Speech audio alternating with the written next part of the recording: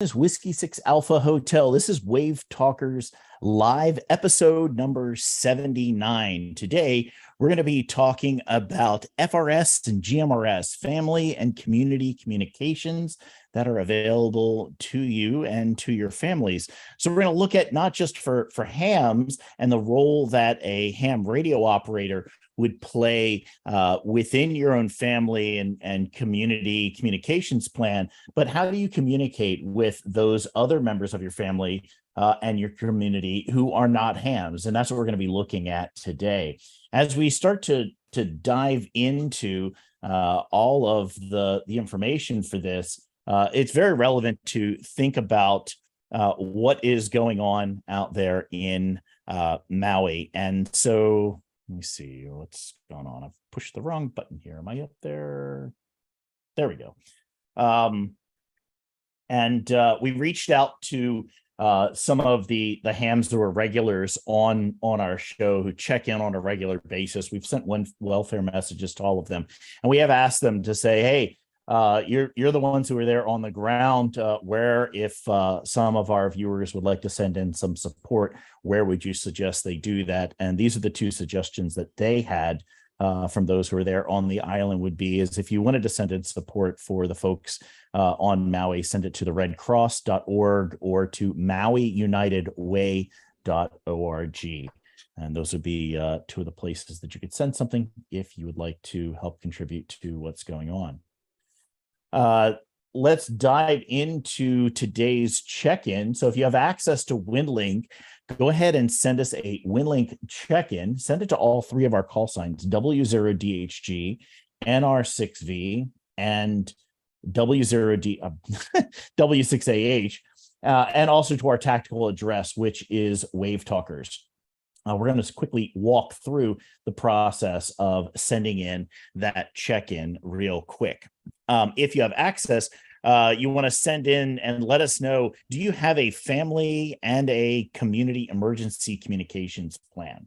So let's walk through that process of sending that in. So I've got a copy of WinLink that's open here on my PC. And to send in the check-in, what you want to do is you want to come up here to the upper left, click on the new message button. It's going to spring open a new message. You'll come down here to the top row and you'll find an option for select template. Go ahead and give that a click. It's going to open up the template manager for you. Down here in the template manager, give that a click for standard templates, and you're looking for the general form section.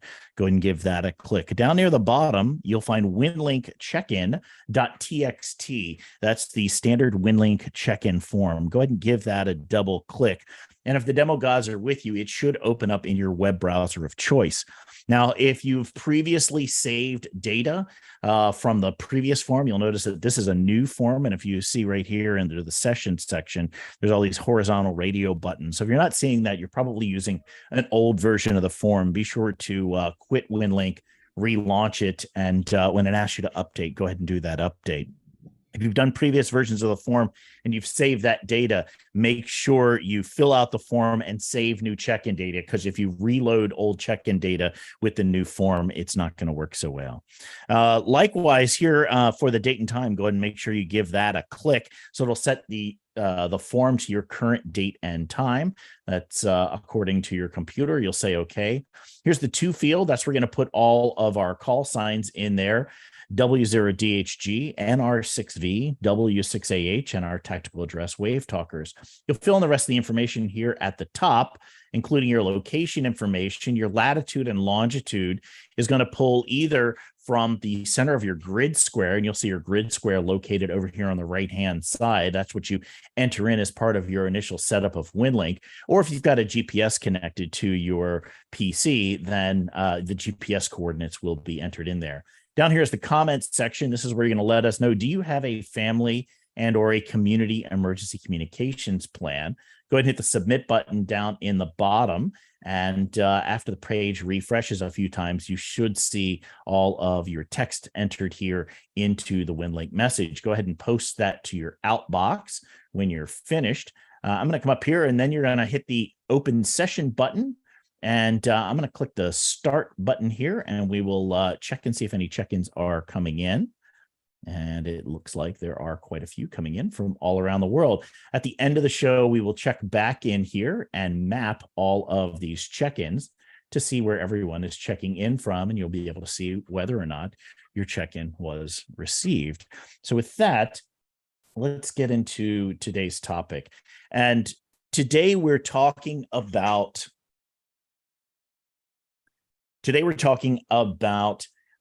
the other radio services besides the amateur radio service. So we're talking about things like FRS, or the family radio service, GMRS, the general mobile radio service.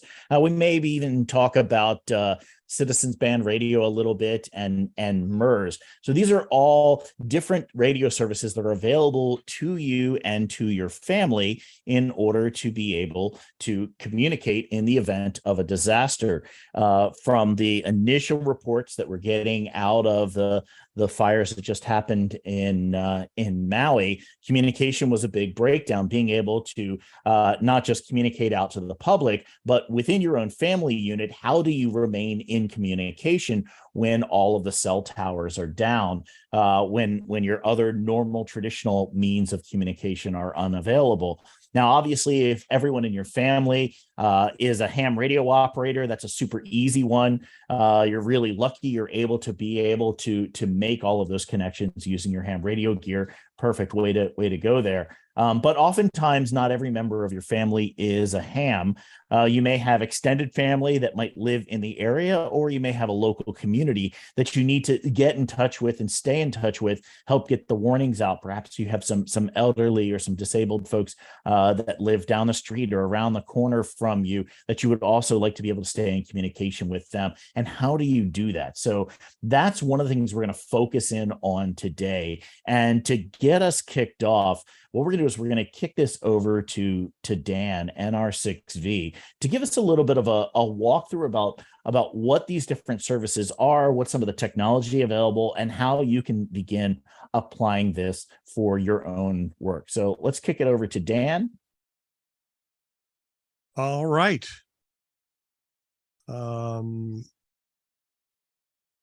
So as Chris said,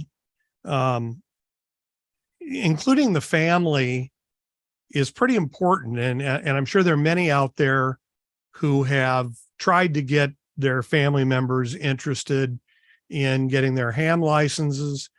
Some have been successful, like David, whose whole family are hams. Others not so much. And you just can't leave them out because they don't want to go through the process of getting their ham ticket. So we're going to talk about some of the other radio services. These all fall under what the FCC refers to as personal radio services. And we're going to talk about what that means and what some of the equipment is and how you might come up with a plan to take advantage of that. Let's see here. Okay. So what are the radio choices for people that don't want to go through the process of getting their ham license? One that's little used is called the MERS system, or the multi-use radio system. This is a VHF band, so it's pretty good with distances, but doesn't penetrate walls so well. So that would be part of your informed decision whether you want to use this or not. It operates in the 151 to 154 megahertz band. One of the beauties is its simplicity. It's 5 channels only and simplex only. So a lot of these radios simply have an on-off volume button and a 5-position channel change. So this is something you could hand to somebody who's never seen it before and probably pre-select the channel. But even if they had to make a channel change, they'd be able to do that because it's familiar as other things might be. There's a 2-watt power limit, but on VHF, 2 watts probably get you a mile to 2 miles pretty reliably.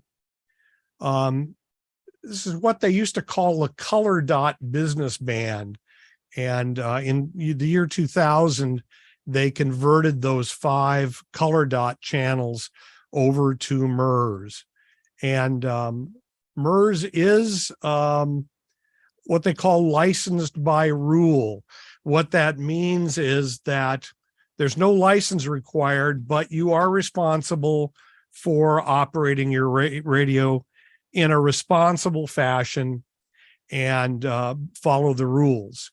And it is allowed for business and personal use. You see a lot of these radios out there in restaurants, and small businesses will use them because the relatively short range doesn't really impact them.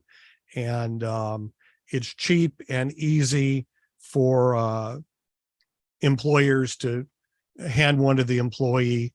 As I said, they're very, very simple controls. So there are some CERT teams that are using MRS.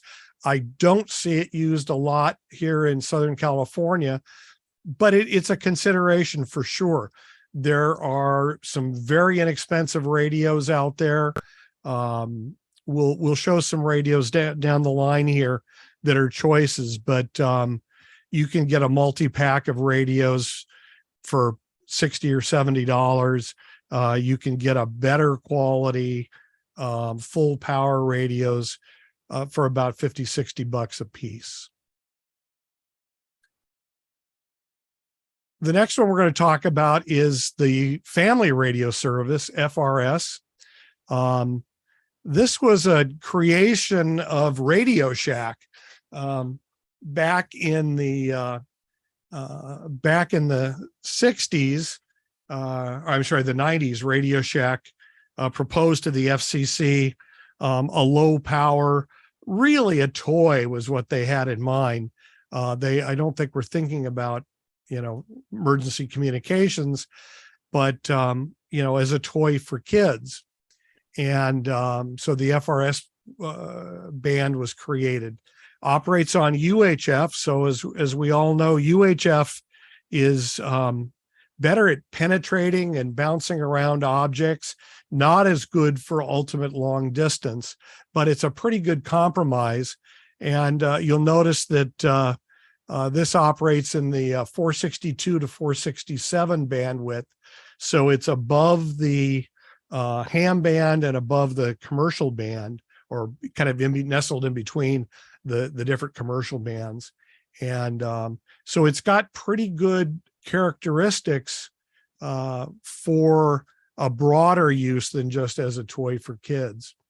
The radios have as many as 22 channels, and there's a few areas that you've got to watch out for in the advertising of these radios. And one of them is this. You will see these radios advertised with 56, 60, 80 channels. And don't let that fool you. There are 22 channels. The only thing they've done is they've packaged a channel with a specific PL tone, CTCSS tone, and they're calling that a new channel. But there are only 22 simplex channels. The rest is all sort of window dressing to try to get the numbers up to make them look more impressive than their competition. We'll talk about GMRS in a minute, but all 22 of these channels are shared with the GMRS service.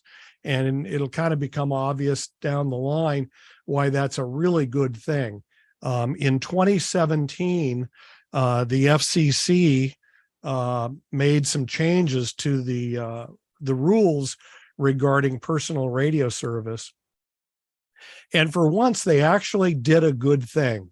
Initially, they had proposed back in, I think, around 2010, they'd put out a request for comments, and their proposal was they were going to cut the power down on GMRS, get rid of the repeater capability, and really kind of cut it off at the knees.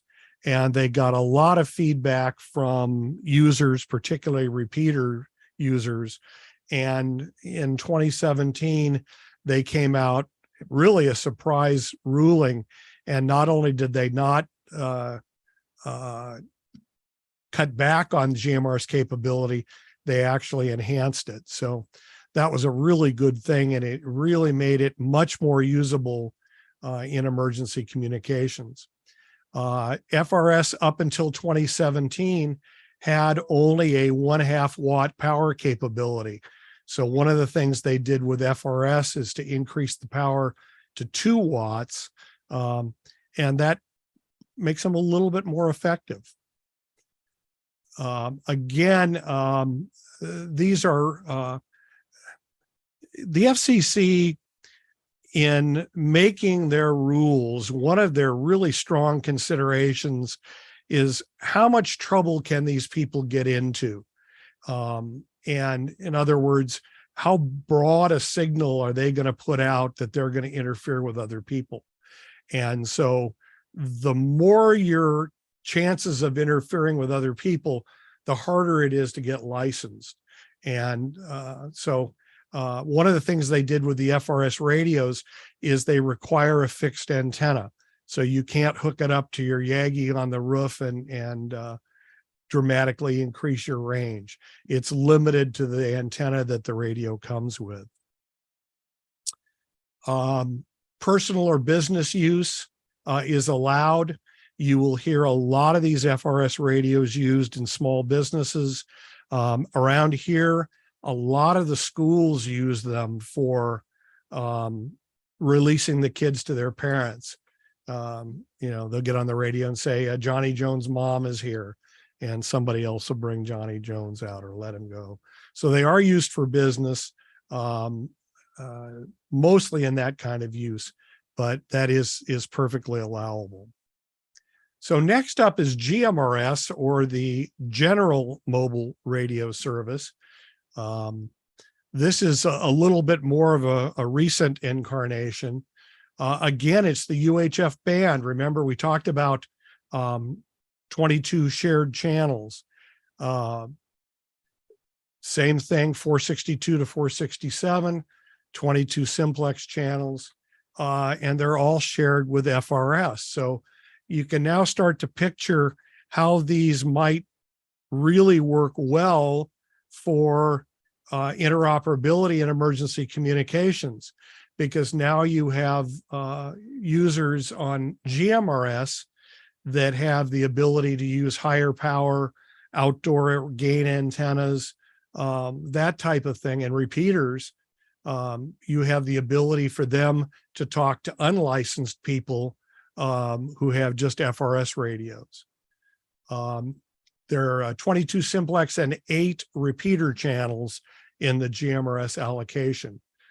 There's no repeater coordination, I don't think, anywhere, not that I've ever heard of, which can be good or bad. It means you can put a repeater up very easily. You don't have to apply for and be authorized pairs. The pairs are 8 fixed pairs, and that's a good thing. The bad thing is there's nothing to say you can't put up a repeater that interferes, other than the general rule against interfering. So that's a good thing. This is a big one, 50 watts transmit power on the mobile and base units. One of the things that you'll find in the FRS GMRS band is that there are limits on power on some channels. The mid channels are crammed in between existing channels, and because of that, they are narrow banded and they have a very low power allocation. But on the upper channels, you can use as much as 50 watts. Removable antennas. Up until 2017, there were limits on how high a GMRS antenna could be, and that's been eliminated. So now you can go crazy with an antenna if you like. They do what's called a family license. This is a license that requires no test. It costs $35 for 10 years, and everybody in your immediate family is included in that license. But remember, the licensee is responsible for their behavior. If they do something wrong, it will come back to you. Not that that's likely. GMRS has exploded since the year 2000, partially because of the 2017 changes. A lot of it is because the Chinese radio manufacturers have embraced GMRS. There are similar systems in Europe, and so they're able to make radios that cover GMRS and have a worldwide audience. So a lot of radios prior to the Chinese radio manufacturers coming in around 2014, 2015, you really, to get a high-powered mobile radio, you really had to repurpose a commercial radio like a Kenwood or a Motorola and tweak them so they'd run on the GMRS band. Now there are many, many, many radios that operate, so a lot of choice in radios. So I mentioned earlier the immediate family. Here's how the FCC defines immediate family: the licensee, spouse, children, grandchildren, stepchildren, parents, grandparents, step-parents, brothers, sisters, aunts, uncles, nieces, nephews, and in-laws. So that definition's pretty broad, and any of those people. But again, it's implied that they do this under your supervision. So really think about, handing a radio and saying, use my license to that ne'er-do-well nephew of yours. Not likely, but it could come back to bite you. So Chris mentioned CB radio. And you don't often hear CB radio talked about in MCOM areas, but maybe it ought to be considered. CB uses 27 and 40 megahertz. Traditionally, it's been either AM or single sideband. The great majority of the CB out there is AM, 40 channels. But recently, the FCC authorized FM on CB, and there actually is starting to be some equipment out in the FM world, and be very interesting to see how that works. But as we mentioned sort of earlier on, truck drivers still use CB a lot, and the question is, are they any help to us? Well, I think so. Chris mentioned in a disaster, supplies are going to likely be coming in by truck. So that might be a contact we need to make. The other thing is, in a disaster, you've got these over-the-road truck drivers who are going to be out of the affected area, and maybe that's going to be your contact that you can make to get out of the area. So I wouldn't write off CB. We talked before the thing started here today about putting CB in Go boxes. David mentioned that his first Go box had a CB radio, and he got a lot of flack from hams about doing that, but I don't think it's that unusual at all. And I've been actually looking recently to try to find a radio that I think would go well in my Go box, or one of my Go boxes that gives that capability.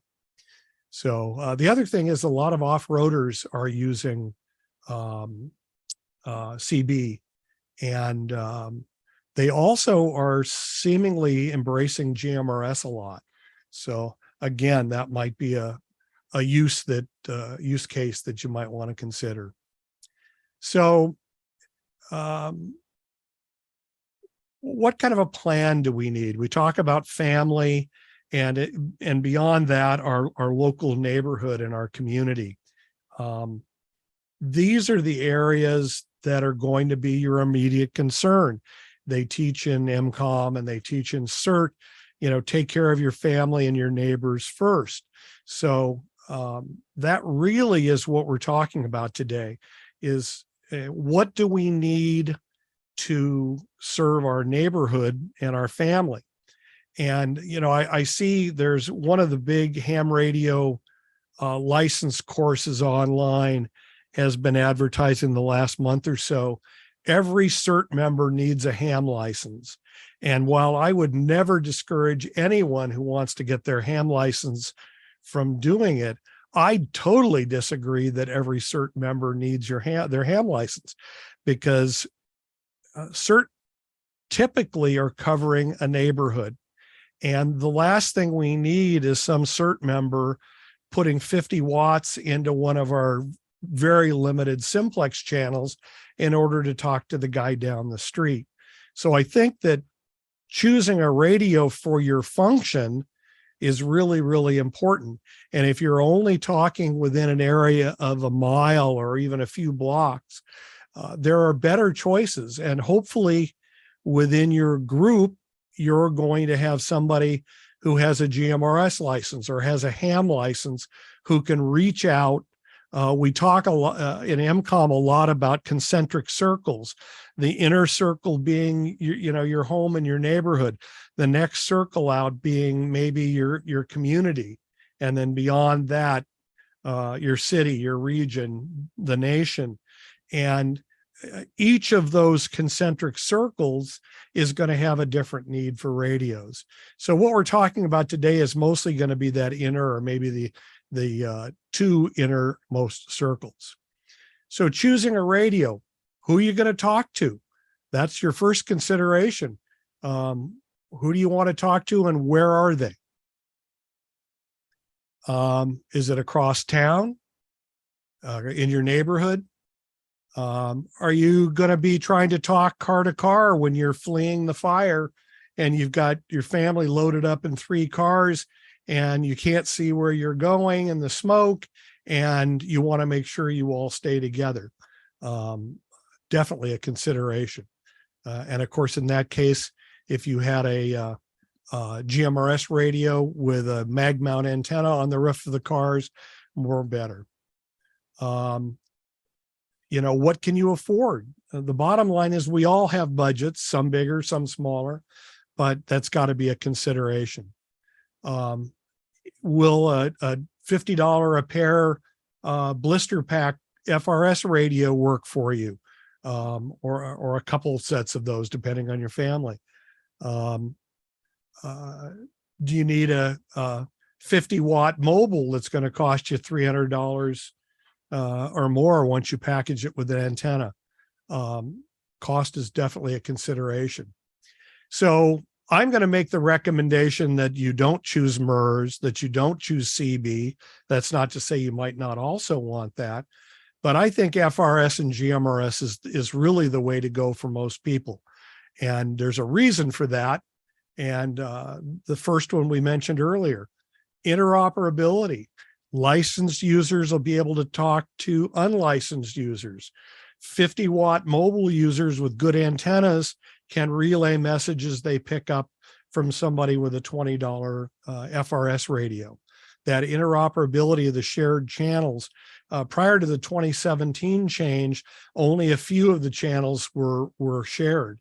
And so that was a big improvement, in my opinion, that the FCC made in 2017, in addition to increasing the power of the FRS radios. And also, by the way, at that time, or prior to that time, a lot of the radios were both FRS and GMRS in one radio. And I thought that was a really dumb idea, because basically you're selling a radio at the lowest consumer level, Costco, Big Five, Rite Aid, drugstore. And that radio has channels that anybody can use, and it has channels that you have to have a license to use. And how many of the people that bought that radio read the instructions and realized that if they went to channel 15, that they were violating federal law?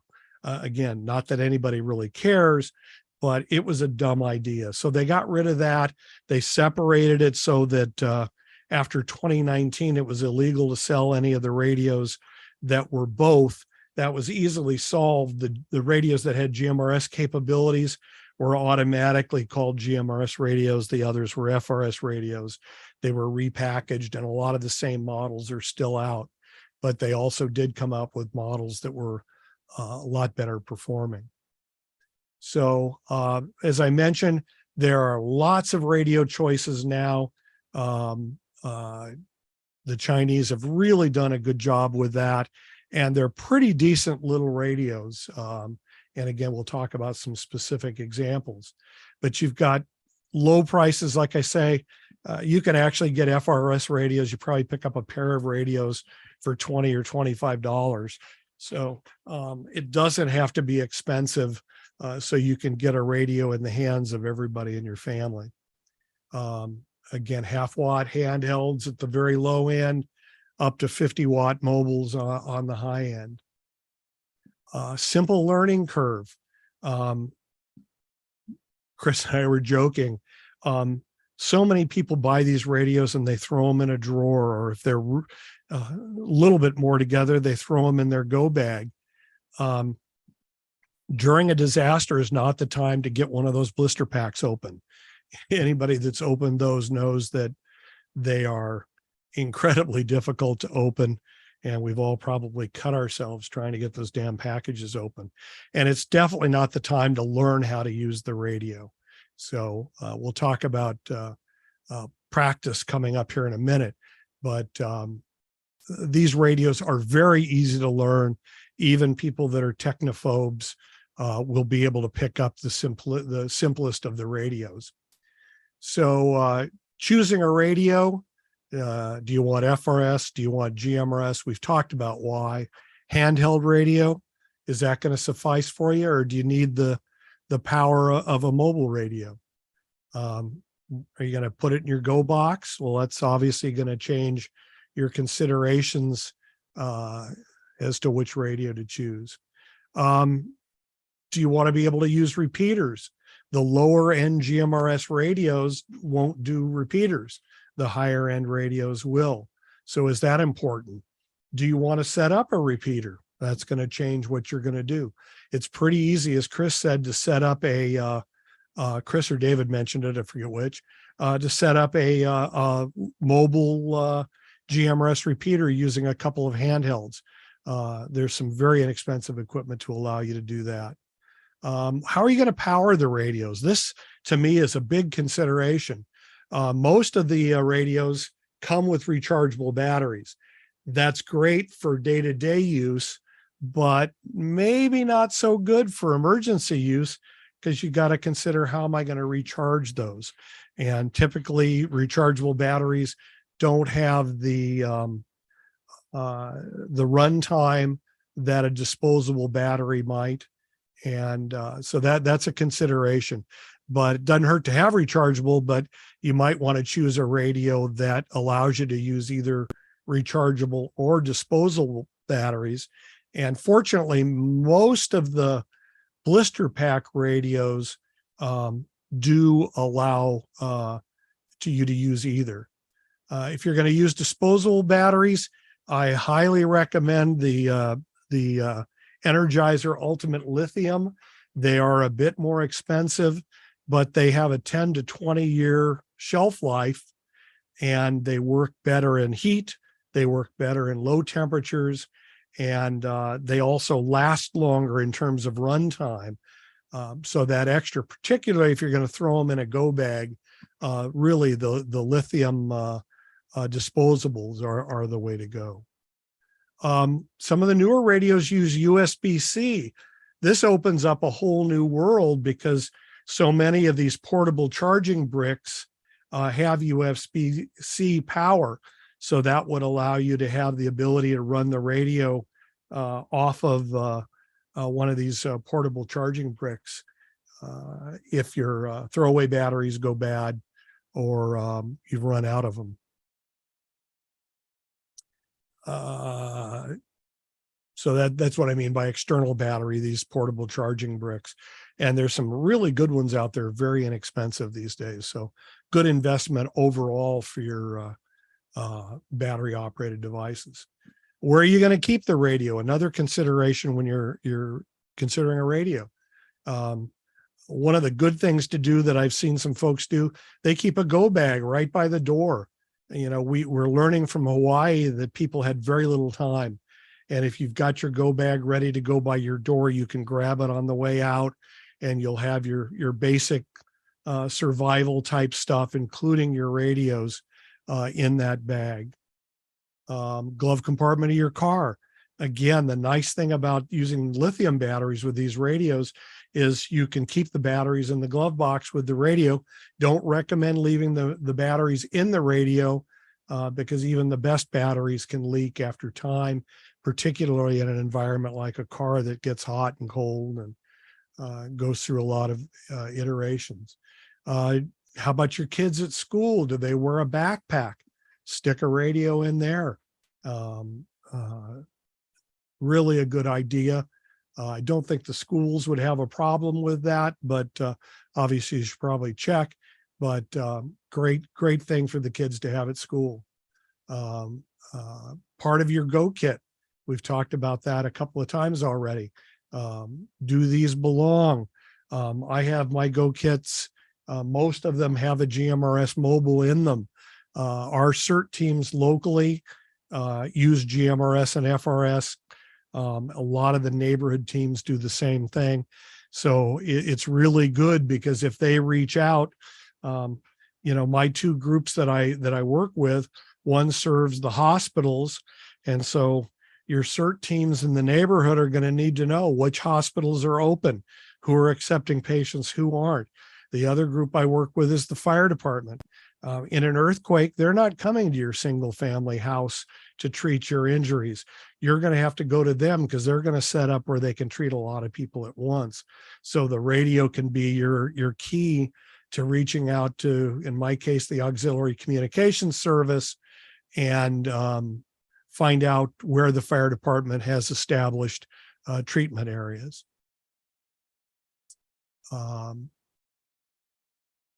So you've chosen a radio. Now what do? Well, the first thing is you need a plan, something that family understands and you're all on the same page.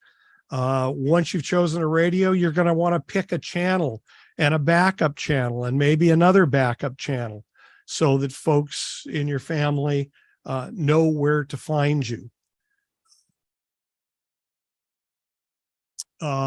Pick a time. In an ongoing event, battery life may be a consideration, probably will be. So rather than having your radio on all the time and people transmitting constantly to try to find somebody, pick a time. At 10 minutes after the hour, we're going to be on the radio for 10 minutes. Sort of a variation on the wilderness protocol, so that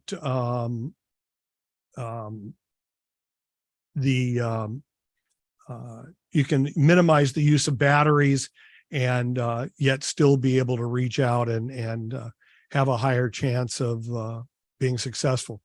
And you might want to consider an odd time, top of the hour, 5 minutes after the hour. Those are probably in a lot of people's plans. So you might want to pick something like 20 minutes after the hour that's less likely to be in somebody else. Your family isn't necessarily just the people that live in your house.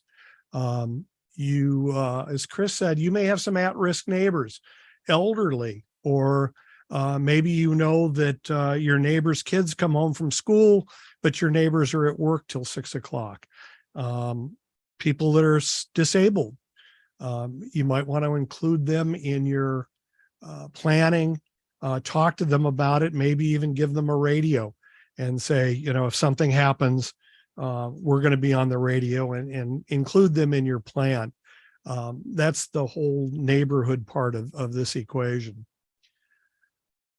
Practice.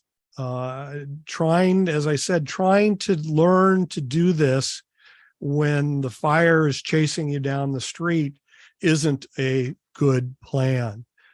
So you need to practice, and you need to do it often. One of the things we really recommend is many of these radios, particularly the blister pack radios, they call them privacy tones. We know them as PL tones or CTCSS tones. First thing is they do not offer any privacy. What they do is potentially keep somebody that needs to hear you from hearing you. So we recommend that you turn off all privacy tones and operate just in the clear on your selected channels. Turn off the beeps. These radios come from the factory with Roger beeps and alert beeps and your friends calling you beep. Turn that stuff off. If you are, particularly if you're going to be operating in or near an incident command or in a CERT group, everybody's radio, I can tell you from experience, everybody's radio's beeping and all that is a real distraction, and they really don't add anything to the equation. You want the common denominator to be the frequency. You don't want anything else that's going to get in the way of your group being able to hear you. So turn all that crap off. We all know in emergency communications, short, concise messages. This is not natural. This is something that needs to be practiced. What we do when we teach the local CERT groups about communicating in an emergency, we will set up pictures of a scene and we'll have the groups go around and have each member of the group radio in the size up. What do you see? And they get used to eliminating things that aren't important. You know, if you've got an occupied car trapped under a collapsed overpass, that's important information. The license plate of the car probably is not so important. They're going to rescue anybody that's in a car under that bridge. Certainly things like a V8 engine with dual exhaust, you know. So get used to short, concise messages that get the point across with as few words. I can tell you, I do a Sunday morning GMRS FRS net here in the San Fernando Valley. And the popularity of GMRS has grown so much, we have a very difficult time finding a clear frequency to do our net. So you can imagine when the stuff hits the fan, these frequencies are going to be really busy. So you're going to need to be able to get your message through in a very short, concise manner. And that does take practice. Find local hotspots. These radios, particularly UHF, the FRS GMRS, they are very position oriented. I highly recommend you spend the extra few bucks and buy a speaker mic. Some of the kits come with them, but make sure you have one, because the difference between holding the radio in front of your face and transmitting into this mic and holding the radio up at arm's length and transmitting into a speaker mic may be the difference between you're getting out and not. So find places that work well, and that's likely going to be spots that are higher. If it's safe to do so, go to the second floor. If there's a parking structure near you, and again, it's safe to do so, get up on the parking structure. You're going to be much, much more effective. We did a series of tests out here in our Battalion 17 area, which is the West San Fernando Valley. And we sent a bunch of people out to key locations, and we tried transmitting back and forth. And we found the difference between being up high and being down at street level was huge. So if you can get up high, it's going to really, really benefit you in terms of your ability to get out. Carry a copy of the manual, whether it's a PDF copy on your phone. Remember, though, that's only good if the batteries in your phone are charged. So you need to have a method to keep your phone charged. A paper copy is really good. One of the guys I know keeps a big Ziploc bag. He keeps his FRS radios in the bag with extra batteries and a copy of his manual. because you may end up finding yourself, you accidentally push a couple of buttons in the wrong order and you get the radio into an odd mode and you can't get it out. That manual is going to be your friend. So carry a copy of the manual in some form with you. Again, engage your neighbors. Encourage them to get radios.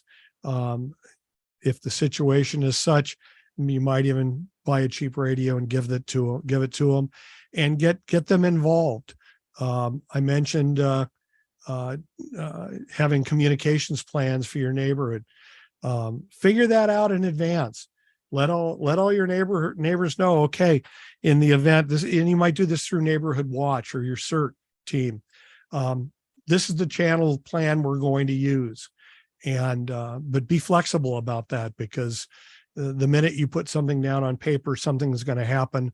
A new repeater is going to go in or something that may change that. But have a communications plan that your neighbors who want to participate all know what's going on.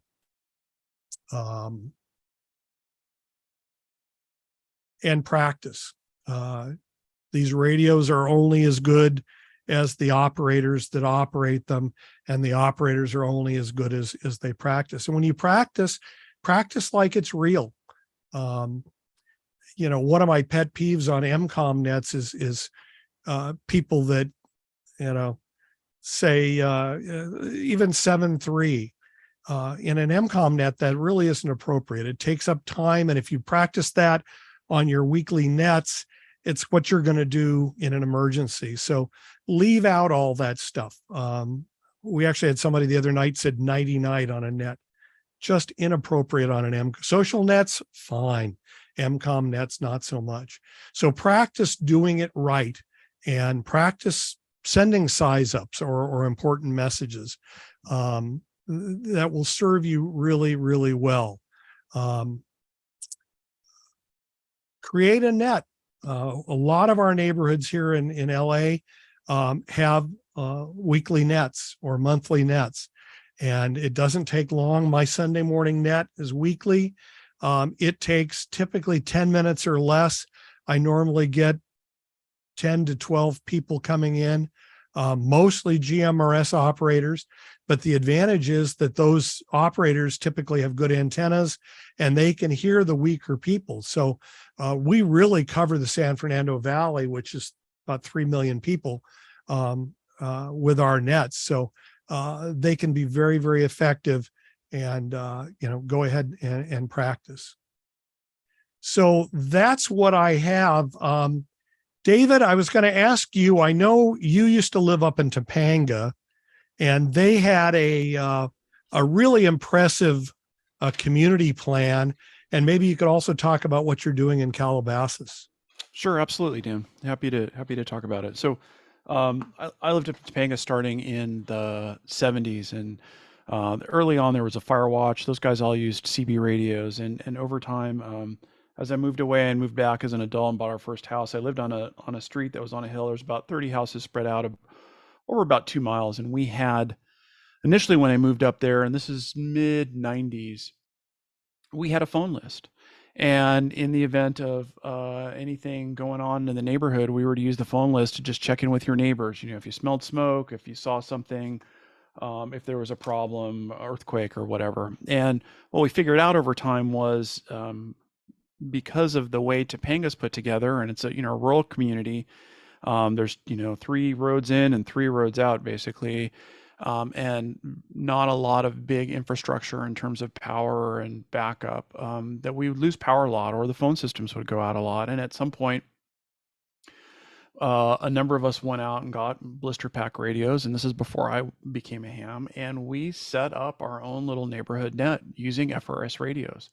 And, you know, once a month we would do kind of what Dan does every Sunday morning, and we'd get on at a certain time of the day and we would practice calling. And every once in a while, we'd have to get on the phone list and call people and say, hey, remember, we're supposed to be doing that drill right now. It's time to, you know, practice your radio skills. As time went on, after about the first year or so, we had about a third of the neighbors kind of spread out all throughout our little neighborhood participating on a regular basis, and it gave us the ability when something happened to be able to check in to get an idea without having to go out and cover the whole 2 miles of the street that we lived on to see who was good, who wasn't, who needed help, who could provide help, so on and so forth. So that was really big. And the things that I learned out of that, and as Dan talked about before, was practice, practice, practice. Do it on a regular basis, have it scheduled, communicate with folks over other methods so that people remember to do it. Plan on a primary and a secondary channel, so that if you get on there and somebody's on there, you can move off to a second location. And talk to people about, when would you turn on that radio? Why would you turn on the radio? Those things are really important to know. If you smell smoke, if the power goes out, if there's an earthquake, heavy storms, thunder and lightning, there's reasons why you would want to have situational awareness about what goes on in your community, and why you'd want to do it. We talked with the folks about, if you're going to store those radios, their recommendation was to have a backup radio. And again, this is the days of, the $20 blister pack radio. Was have a radio that you set aside with no batteries in it, and have a retail pack of batteries that would fill that at least like 3 times. So, if it took 3 batteries, you get a 12 pack of batteries, and leave them in the blister pack. And that way there's no risk of those batteries sitting for a long time and either draining or leaking or having other problems. But you know where to go to grab the pack, be able to pull it out, be able to put fresh batteries in, know that you'll have a couple of sets of batteries so that you can cover a day or a couple of days and get through it. It was really important. Dan talked about the wilderness protocol, and we did this is, again, before I was a ham, before I understood all this, we did kind of a version of this. We decided that in the event that there was something that was going on and we would all power up the radios, say after an earthquake, that we would decide to check in like every 3 hours, and kind of on the 90 degrees on the clock, right? 9 in the morning, noon, 3 in the afternoon, 6 in the evening, we would power up the radios and just check in to see what was going on. If there was a problem, that grew over time. I did move out of Topanga about 20 years ago. And since then, they have a group called TCEP, the Topanga Coalition for Emergency Preparedness. They've gone well beyond that, where they did it early on, do FRS radios and then GMRS radios. And now they've got a whole amateur radio group. It's being an important in a community like that, where there are limited numbers of ways to get in and get out of the community. It is a tight canyon. There is a lot of brush growth. They haven't had a huge fire there in 20 plus years. They did have one 2 weeks ago. It was a little fire that they got on top of right away. And to talk about that little fire that popped up, and Dan mentioned that I am involved with a group here. I'm adjacent to Calabasas. Calabasas has what they call a Fire Safe Council. And that Fire Safe Council came out of the Woolsey fire. It's a nonprofit. They get state funding because the state of California will fund groups that educate and support the community to make sure homes and businesses are prepared for fire. So that group goes out and will do assessments after being trained on your home to say, this is a good brush clearance, but you might want to do this, and that's not a good place to stack your wood, but you could put it over here, and so on and so forth. And that group has a radio component as well. There is a FRS component of that group, and there's an amateur radio component of that group. And it's important to have both. And the reason it's important to have both is FRS radios will only cover a certain amount, right? And I know when you buy that blister pack at Big 5 or Radio Shack or wherever you used to get it, it'll say 35 miles. And that's 35 miles from the top of this mountain to the top of that mountain, with nothing in between, on a good day, standing on one leg, holding the radio high up in the air. Otherwise, we know it go about a quarter of a mile. And you want those neighbors to be able to talk with each other in that quarter mile so that they know what's going on. But you also want to have some amateur radio operators there to be able to relay the traffic out. In the fire that occurred in Topanga 2.5 or 3 weeks ago, they called it the Irwin fire. We spun up a net because we knew something was going on. A lot of us got alerted through social media or other phone apps that there was a fire. We paid attention to it. We spun up a net. We were very clear to make sure, that the city of Calabasas wasn't affected at this time, and there were no plans to do anything with it. But to understand who in the city that was part of our emergency preparedness team was available, was aware, and if something changed, who we could rely on at any given time to respond in whatever way, shape, or form the city officials wanted us to prepare. Just looking through my notes, I think it kind of covered all the stuff. It's really important to practice. I can't emphasize that enough. Make sure you know how the tools work. Make sure that your friends and neighbors know how their tools work. You'll figure out really quickly who's good at this and who isn't. And those people that are good at this, they are your leaders. They are your trainers. They're the ones to share the plans, help other members of the community, get up and running. It's really important. Practice all the time. Set up a protocol so people know when and why to set up and how they should do it. It's really important so that when something happens, you turn on your radio, you know that there should be somebody there. And if there isn't anybody there, know that you should start up your own little net, figure out who's there. And again, who needs help or who could help. So I think that's about it. Chris, one of the things I didn't do that we talked about is sharing maybe some recommended equipment.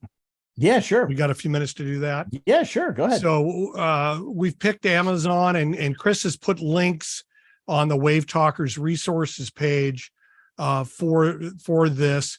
Most of these, really, this first one's the only one I don't have personal experience with, but Midland has always been a good brand for the FRS GMRS radios. This is kind of typical, sort of a middle end of what you can get, $40 for a pair of FRS radios. They have all the basic features that you would want. They come with some accessories. So for $40 for a 2-pack, that's not a really bad deal. If you wanted something a little more robust, here's another Midland model. I actually have these. These were my favorite radios before the rules changes, and nothing's changed. These are GMRS radios. One of the troubles with trying to evaluate these is that virtually never do they tell you the output power. About all you can do is sort of surmise from the mileage that they advertise that this radio has more power than the one that's 36 miles versus 50 miles. Again, you see it's 50 channels. No, it's not. It's 22 channels with privacy codes added to make them seem different. But that's a 3-pack. These are a higher power radio, and they've got all the bells and whistles. And you get a 3-pack with you got a headset with a boom mic and a bunch of accessories. So that's a good choice for the entry-level GMRS. You want to do a little more with GMRS, this BTEC. Yes, this is Baofeng, but BTEC is an American company that has Baofeng make radios to their specifications. They've generally had very good reviews. I've had experience to deal with them on customer service basis, and they were very good to deal with. So I can comfortably recommend the company. So the big thing you get with this radio, you get a full 5 watts, you get more channels. You can program this radio for VHF, UHF receive channels. You cannot add transmit channels, and that is an FCC restriction. If they want to get Part 95 approved, they have to lock out transmitting on any other channels. But this will transmit to the repeaters. So this would be kind of an entry-level GMRS repeater. They make a pro version which has APRS in it and a real fancy screen. I'm not sure how much benefit that would be, but there are models that offer more features. If you're looking for mobile, this is the mobile radio I have. They have added a new model that is 50 watts and has some extra features. But a lot of us here in the Valley have this model, 40 watts, again, repeater capable. You can program in the same transmit receive pair with different PL tones. And it's a nice radio. It seems well built, nothing cheap feeling about it. I happened to be doing a preparedness fair, and Midland was right next door to me. And so we sat and talked a lot. And the guy I was talking to, I think, was their sales manager. And I asked him, I said, I own that radio, and it looks to me a lot like a TYT single band radio I have. And he said, yeah, that's who makes it for us. He says, the difference is, and I've had good luck with TYT, by the way, but the difference is we have a quality control engineer in the plant, and we watch everything that's done. And if you know anything about the Chinese radios, the biggest problem with the Chinese radios is inconsistent quality control. And that's why you'll see Baofeng UV5Rs that pass all the tests and do really well, and you'll see them that fail miserably. And that's because they're made in different plants with different quality control requirements. So this is a good mobile radio, 40 watts, and not a bad deal, and a good idea if you want a go kit. Now, Midland does make some mobile radios that are lower powered, that are less money, but if you're going to do it, I think you ought to try to go with at least 40 watts to give you the ability to be that person that does the relays. So these radios are listed on the WaveTalkers site. They are affiliate links, so WaveTalkers gets a few pennies on each sale that you do, and it doesn't cost you any more. So anyway, that's all I've got, Chris. Back to you. Hey, thanks a lot. Excellent walkthrough, Dan. I want to bring each of you guys back up to just kind of talk just a few more minutes before we wrap this up about some of these other features. So I'm still really new at the whole GMRS thing. I did apply and get the license. It's not very difficult. You if you're a ham, you already have an what is the FRS number? FRN, thank you, number. So you can get in, you can fill out the application, and Dan, you said it was like $30 to be able to get it. It's pretty simple, straightforward. It lasts for 10 years, and you get another call sign for being able to do that. I did notice when I was on the FCC website, it notes that for GMRS, there's 30 frequencies, and there's 22 that match and overlap with the FRS. So that leaves those other additional frequencies are the repeater frequencies on them. So when you go to transmit on a repeater with GMRS, is it a separate frequency, or is it just that's where the repeaters are also located? How does that work? The repeater channels are the same as the last 8 simplex channel, but with an offset for transmit. So your output of the repeater is the same as the simplex channel that's related to it. And most radios like the Midland has a menu selection that allows you to turn on repeater capability or not. And when you turn on repeater capability, it adds 8 more channels at the end of the list that have an R designation for repeaters. And they're pre-programmed in with the transmit and receive frequencies, and you can go in and add the PL tones if you want to or need to use a PL to open the repeater. So if somebody has an FRS radio, they can't transmit into the repeater, but they can listen to the traffic that's on the repeater. Right. The output of the repeater is one of the simplex channels from FRS 14 through 22. It's a really brilliant setup, because I think about, here in our home, we have several family members here. I'm the only one that's a ham. And so I know we have a couple of the little blister pack FRS radios. So everybody has one in their car. We can use that kind of, to be able to get out quickly. But I'm starting to think maybe what I'll do is I'll install a mobile radio here to give out a little bit broader communication, because those FRS radios can still communicate via simplex on and back to with an external antenna. That's really helpful. And as we all know, getting an antenna outdoors, getting a gain antenna, getting it up high, night and day difference between, we have a hard enough time on some of our people getting them to go outside when they're transmitting.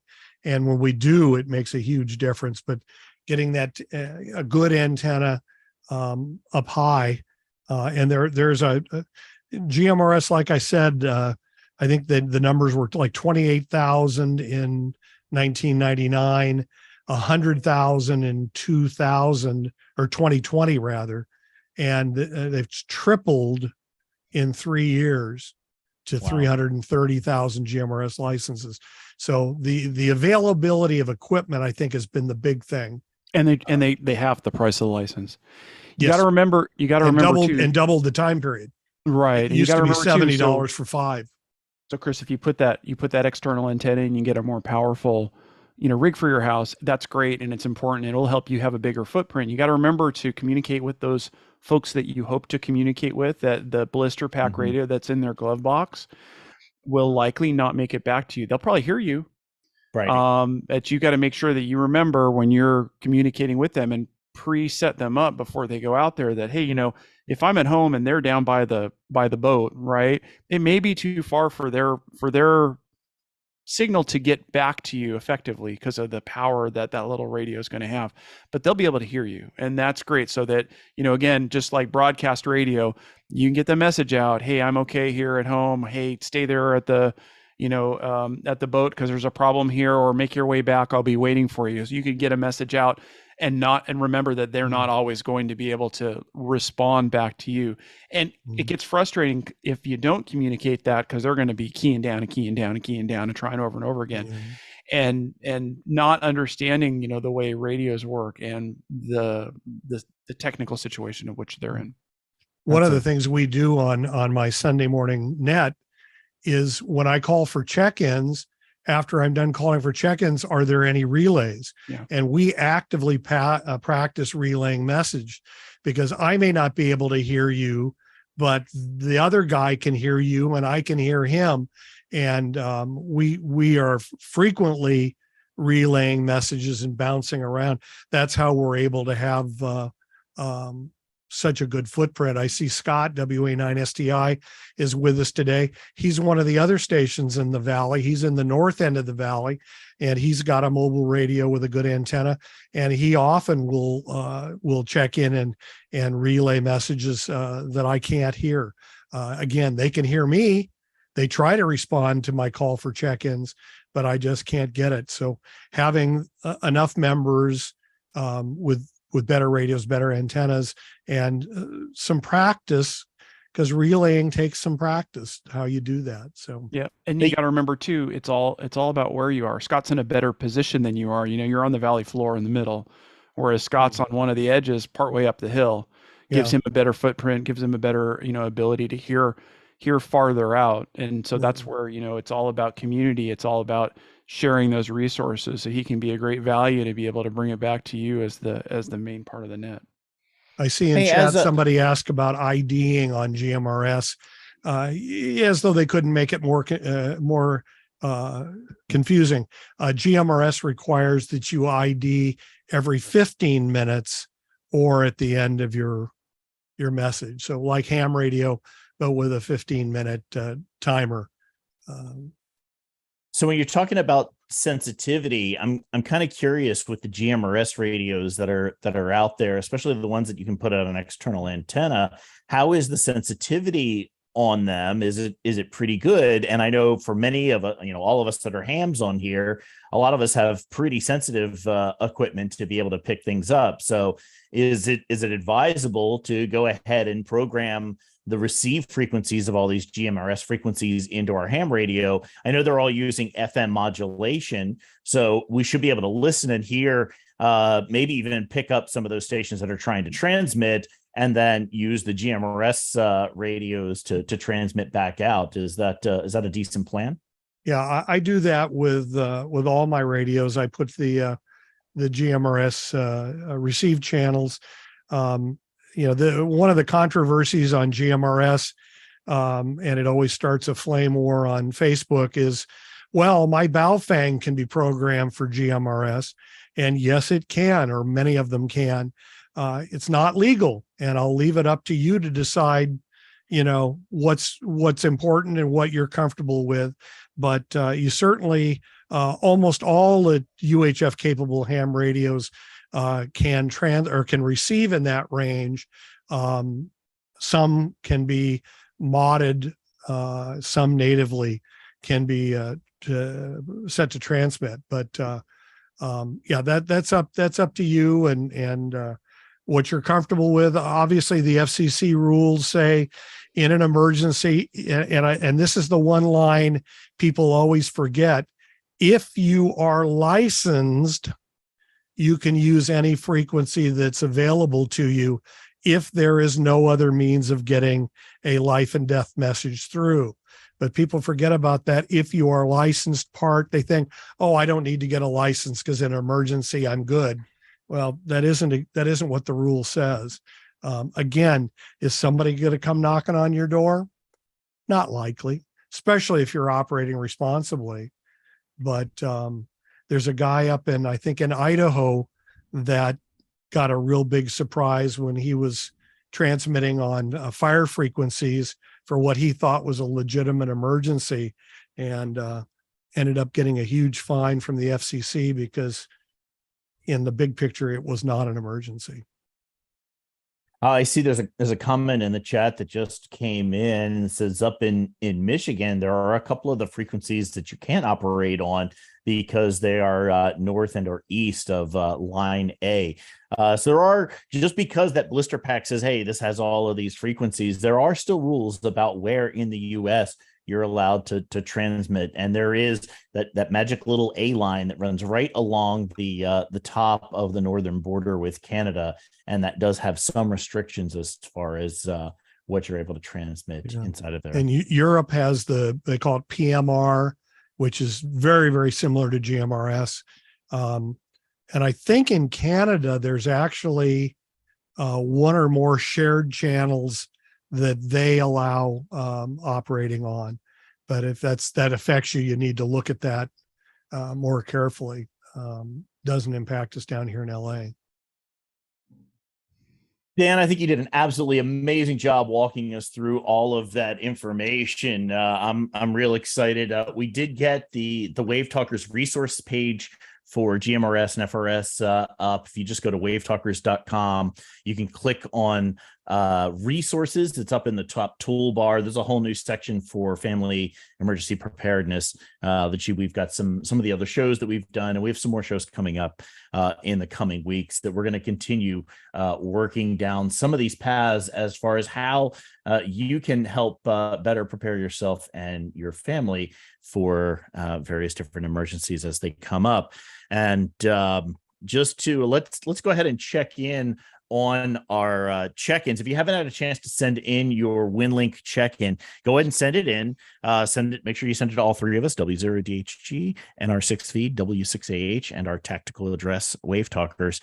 And I'll just do a quick couple of more checks here to make sure that we've gotten all of the WinLink check-ins in. I've been checking throughout the show to make sure that we had them all in. It looks like all of them have come in at this point. So we'll bring up the map. And what you do is if you've got access to WinLink and you have received any of these messages, what you can do is you can just click on the little globe icon right here in your toolbar, and it'll bring up the maps and CSV, KML files for forms.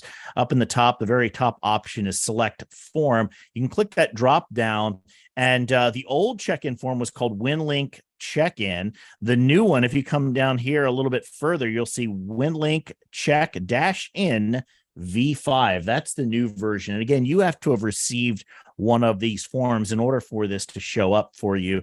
If you haven't received one of these forms, you want to see how the mapping feature works, you can always click on the messages icon here, a messages option here, and that'll allow you to map all of the WinLink messages that have come into your account. So I'm going to select on the WinLink check-in V5, and I'm just going to click the display map option, and then click the, let's maximize that out to full screen. And we'll go ahead and zoom out for a global view. Right click and drag to pan the map over. I also want to check real quick. I'm going to click on the filters and make sure that we're only looking at the current check-ins. Those have come in the last 24 hours. We do have some folks who watch us around the planet who have different times when they're up. So some of them do send in an early check-in a little bit. But as we just kind of roll over this, it looks like we've got Terry ZL1HOG joining us down in New Zealand. This looks like Roland. Yeah, Roland coming in from Germany.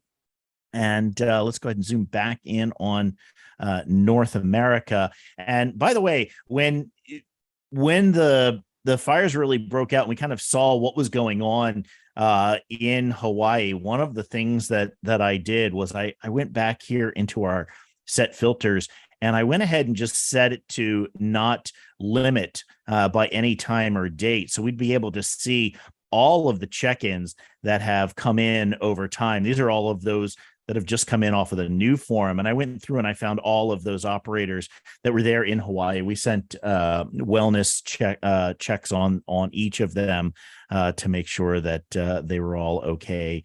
And so we've gotten many of those back in. Let me go back to the filter view.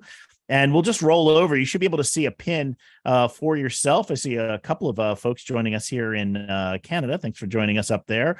And we'll just roll over these pins here in North America. Make sure everybody's able to see that their check-in was received and that we did get them in. We've gotten quite a few here in different areas, and likely lovely to see all of those new check-ins. And if you're new to joining us here on WaveTalkers, thanks a lot for joining us and participating. We do the show every Sunday at 1 p.m. Pacific, and it's available all week long and all the rest of the time up on YouTube and on our Facebook page and several other channels as well. So just going to quickly kind of roll over many more. I see we've got some clusters there in Southern California. We'll run over that here in just a second so we can see where some of those other stations are. Make sure everybody's able to see that their check-in did come in. You're able to find yourself on the map. And if you're not finding yourself on the map and you did send in a WinLink check-in, certainly make sure that you're using the latest version of the WinLink form so that you've updated your copy of WinLink. Just zoom in a few more times here on Southern California so we can get down here in the Los Angeles area. There's Craig joining us and a few others in different locations. There's Logan. Hey, thanks a lot for joining us there as well. And so that's the check-ins that we have for this week. Let me go ahead and bring myself back up. I do want to throw up real quick the those links again. If you wanted to send some support to the folks out there in Maui, the folks that are there on the ground have suggested to send a donation to the redcross.org or to MauiUnitedWay.org, both of which are what the locals there on the island are asking you to send your requests into. So with that, let me bring myself back up, and we'll bring the guys back up for one quick go around of any closing thoughts. And let's start off this week with David. Any closing thoughts from you this week? Yeah, I mean, this is a great topic. This is a great way to get the non-hams out there, your friends, your cousins, your relatives, other folks in your community to get radioactive. There is a reason why we push these frequencies as opposed to getting everybody on the ham frequencies, because It's going to be busy. It's going to be crowded. We want the folks that need to have a bigger footprint to be on the ham frequencies, and we want everybody else to be able to communicate one way or the other.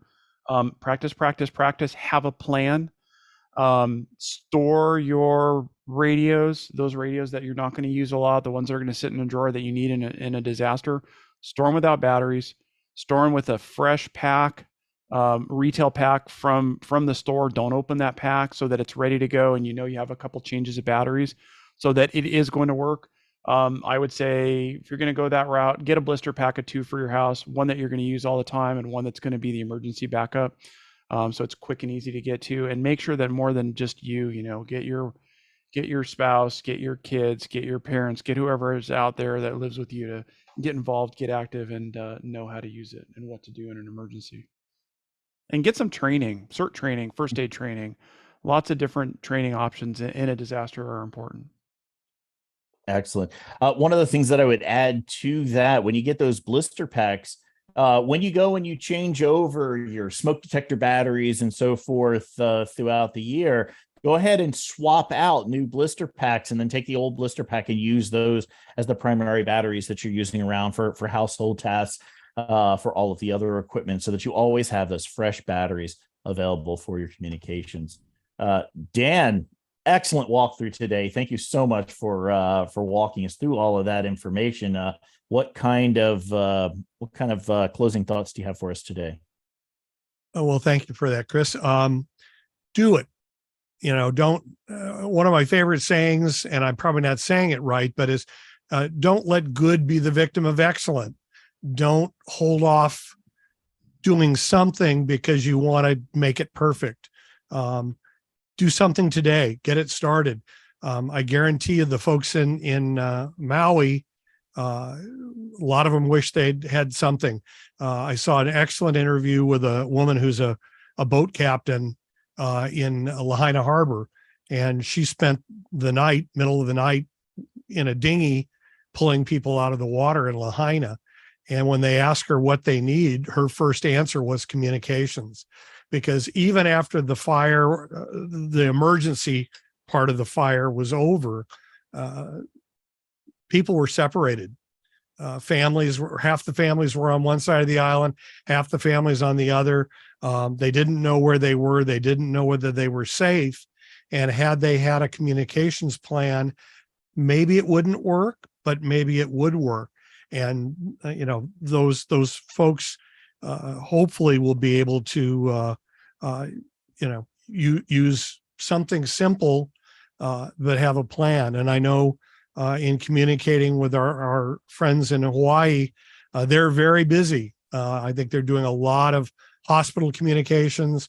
They're doing a lot of health and welfare stuff because there is such a need to get that done. So do something, make a plan with your family, communicate it with the family, practice it a little bit, and hopefully you'll never have to thank me for telling you that, but be ready.